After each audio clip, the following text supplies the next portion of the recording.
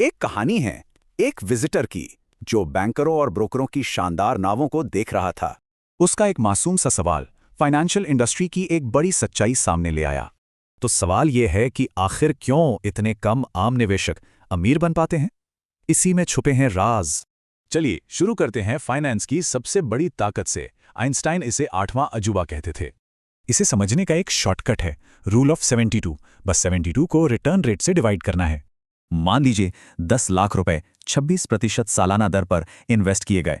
30 साल में क्या होगा? रूल ऑफ 72 के हिसाब से पैसा लगभग हर 3 साल में डबल हो जाएगा।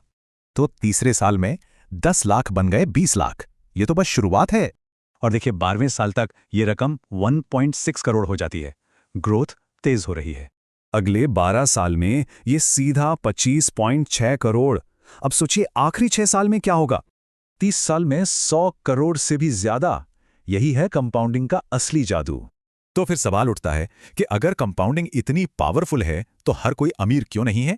इंडस्ट्री के 2 हिस्से हैं, बाय साइड और सेल साइड, और दोनों की नजर हमारे पैसे पर है। इसे समझने के लिए एक असली इंश्योरेंस पॉलिसी का उदाहरण देखते हैं। पॉलिसी का रिटर्न तो सिर्फ 7.5% है, जो असल में महंगाई से भी कम है। अब बात करते हैं उस छिपे हुए दुश्मन की जो चुपचाप हमारी दौलत खा जाता है, महंगाई।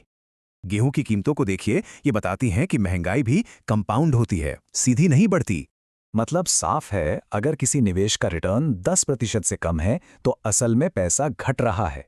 तो फिर अमीर बनने का गणित क्या है? इसके लिए इंडस्ट्री की सलाह के ठीक उल्टा चलना होगा। सही तरीका है शॉर्ट टर्म के लिए बैंक और लॉन्ग टर्म धैर्य वाले निवेश के लिए स्टॉक मार्केट। लेकिन एक डर रहता है कि अगर ज्यादातर स्टॉक फेल हो गए तो क्या होगा? अगर 6 में से 5 स्टॉक फेल भी हो जाएं, तो भी एक बड़ा विनर सारा खेल बदल सकता है। क्योंकि नुकसान तो लिमिटेड है, पर एक विनर का प्रॉफिट अनलिमिटेड हो सकता है। वॉरेन बफे ने सही कहा था, पैसा अधीर लोगों से धैर्यवान लोगों के पास जाता है। यही असली मंत्र है।